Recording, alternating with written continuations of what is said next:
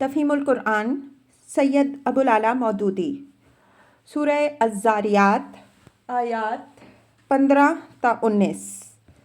اعوذ باللہ من الشیطان الرجیم، بسم اللہ الرحمن الرحیم۔ ان المتقین فی جنات و عیون، البتہ متقی لوگ اس روز باغوں اور چشموں میں ہوں گے۔ تفسیر۔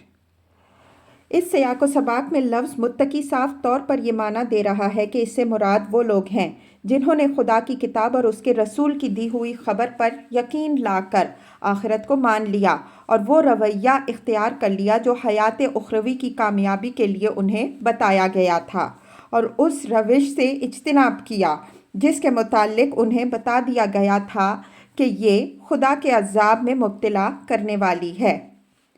آخذین ما آتاہم ربہم، جو کچھ ان کا رب انہیں دے گا اسے خوشی خوشی لے رہے ہوں گے۔ تفسیر۔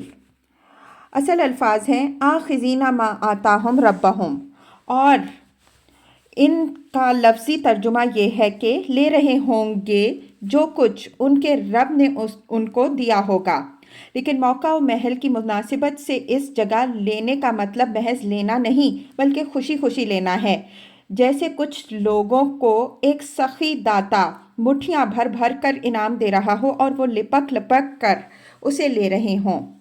جب کسی شخص کو اس کی پسند کی چیز دی جائے تو اس لینے میں آپ سے آپ بخوشی قبول کرنے کا مفہوم پیدا ہو جاتا ہے۔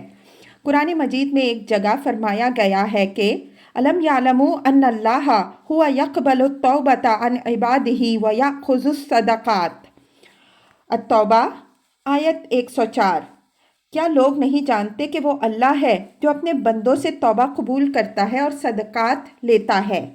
اس جگہ صدقات لینے سے مراد محض ان کو وصول کرنا نہیں بلکہ پسندیدگی کے ساتھ ان کو قبول کرنا ہے۔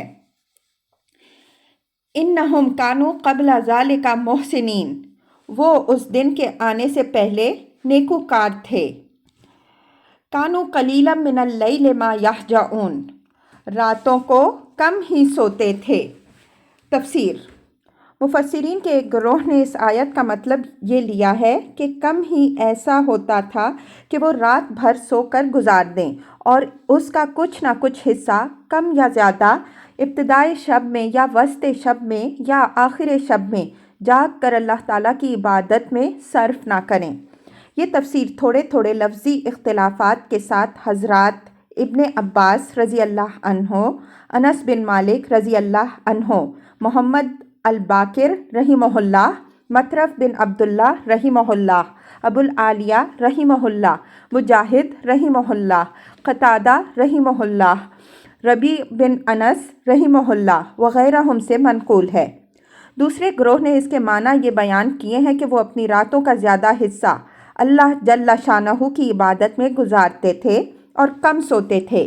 یہ قول حضرات حسن بصری رحمہ اللہ، احنف بن قیس رحمہ اللہ اور ابن شہاب زہری رحمہ اللہ کا ہے، اور بعد کے مفسرین و مترجمین نے اسی کو ترجیح دی ہے۔ کیونکہ آیت کے الفاظ اور موقع و محل کے لحاظ سے یہی تفسیر زیادہ مناسبت رکھتی ہے، اسی لیے ہم نے ترجمے میں یہی معنی اختیار کیا ہے۔ وَبِالْأَسْحَارِ هُمْ يَسْتَغْفِرُونَ، پھر وہی رات کے پچھلے پہروں میں معافی مانگتے تھے۔ تفسیر۔ یعنی وہ ان لوگوں میں سے نہ تھے جو اپنی راتیں فسق و فجور اور فواحش میں گزارتے رہے اور پھر بھی کسی استغفار کا خیال تک انہیں نہ آیا۔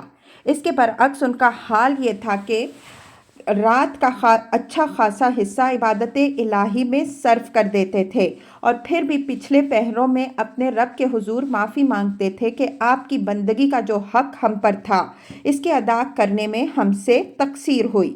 ہم یستغفرون کے الفاظ میں ایک اشارہ اس بات کی طرف بھی نکلتا ہے کہ یہ روش انہی کو زیبا تھی۔ وہی اس شان عبودیت کے اہل تھے کہ اپنے رب کی بندگی میں جان بھی لڑائیں اور پھر اس پر پھولنے اور اپنی نیکی پر فخر کرنے کے بجائے گڑ گڑا کر اپنی کوتاہیوں کی معافی بھی مانگے۔ یہ ان بے شرم गुनाहगारों का रवैया ना हो सकता था, जो गुनाह भी करते थे और ऊपर से अकड़ते भी थे। वफ़ी अम्वालिहिम हक़्क़ुल लिस्साइल वल महरूम, और उनके मालों में हक था साइल और महरूम के लिए। तफसीर बअल्फाज़ दीगर, एक तरफ अपने रब का हक वो इस तरह पहचानते और अदा करते, दूसरी तरफ बंदों के साथ उनका मामला ये था, जो कुछ भी अल्लाह ने उनको दिया था, खा थोड़ा हो या बहुत, उसमें वो सिर्फ अपना और अपने बाल बच्चों ही का हक नहीं समझते थे, बल्कि उनको ये एहसास था कि हमारे इस माल में हर उस बंदाए खुदा का हक है जो हमारी मदद का मोहताज हो।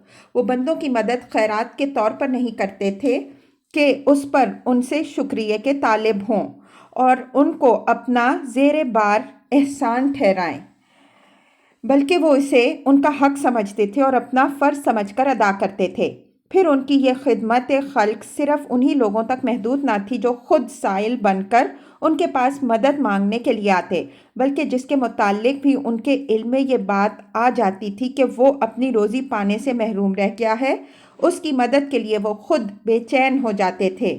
कोई यतीम बच्चा जो बेसहारा रह गया हो, कोई बेवा जिसका कोई सरधरा ना हो, कोई माजूर जो अपनी रोज़ी के लिए हाथ पाँव ना मार सकता हो, कोई शख्स जिसका रोज़गार छूट गया हो या जिसकी कमाई उसकी ज़रूरियात के लिए काफ़ी ना रही हो, कोई शख्स जो किसी आफत का शिकार हो गया हो और अपने नुकसान की तलाफ़ी खुद ना कर सकता हो।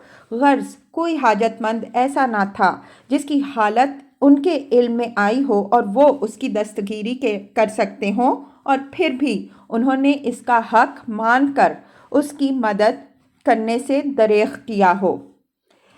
ये 3 सिफ़ात हैं जिनकी बिना पर अल्लाह ताला उनको मुत्तकी और मोहसिन करार देता है और फरमाता है कि इन्हीं सिफ़ात ने उनको जन्नत का मुस्तहिक बनाया है। एक ये कि आखिरत पर ईमान लाकर उन्होंने हर उस रविश से परहेज़ किया जिसे अल्लाह और उसके रसूल सल्लल्लाहु अलैहि वसल्लम ने उखरवी ज़िंदगी के लिए तबाहकुन बनाया। दूसरे ये कि उन्होंने अल्लाह की बंदगी का हक अपनी जान लड़ाकर अदा किया और उस पर फ़ख्र करने के बजाय इस्तिग़फ़ार ही करते रहे। तीसरे ये कि उन्होंने अल्लाह के बंदों की खिदमत उन पर एहसान समझकर नहीं, बल्कि अपना फ़र्ज़ और उनका हक समझकर की। इस मकाम पर यह बात और जान लेनी चाहिए कि अहले ईमान के अमवाल में साइल और महरूम के जिस हक का यहाँ ज़िक्र किया गया है, उससे मुराद ज़कात नहीं है जिसे शरन उन पर फ़र्ज़ कर दिया गया है, बल्कि ये वो हक है जो ज़कात अदा करने के बाद भी एक साहिब इस्तिताअत मोमिन अपने माल में ख़ुद महसूस करता है और अपने दिल की रग़बत से उसको अदा करता है, बग़ैर इसके कि शरीयत ने इसे लाजिम किया हो। इब्ने अब्बास रज़ी अल्लाह अन्हो, मुजाहिद रहिमहुल्लाह और ज़ैद बिन असलम रहिमहुल्लाह वग़ैरह बुज़ुर्गों ने इस आयत का यही मतलब बयान किया है। दर हकीकत इस इरशाद इलाही की रूह ये है कि एक मुत्तकी व मोहसिन इंसान कभी उस गलत फहमी में मुब्तला नहीं होता कि खुदा और उसके बंदों का जो हक मेरे माल में था, ज़कात अदा करके मैं उससे बिल्कुल सबकदोश हो चुका हूँ। अब मैंने उस बात का कोई ठेका नहीं लिया है कि हर नंगे भूखे मुसीबत ज़दा आदमी की मदद करता फिरूं। इसके बरक्स जो अल्लाह का बंदा वाकई मुत्तकी और मोहसिन होता है, वो हर वक्त हर उस भलाई के लिए जो उसके बस में हो दिलो जान से तैयार रहता है, और जो मौका भी उसे दुनिया में कोई नेक काम करने के लिए मिले उसे हाथ से नहीं जाने देता। उसके सोचने का ये अंदाज़ ही नहीं होता कि जो नेकी मुझ पर फ़र्ज़ की गई है मैं कर चुका हूँ, अब मज़ीद नेकी क्यों करूँ। नेकी की कदर जो शख्स पहचान चुका हो वो उसे बार समझकर बर्दाश्त नहीं करता, बल्कि अपने ही नफ़ा का सौदा समझकर ज़्यादा से ज़्यादा कमाने का हरीस हो जाता है।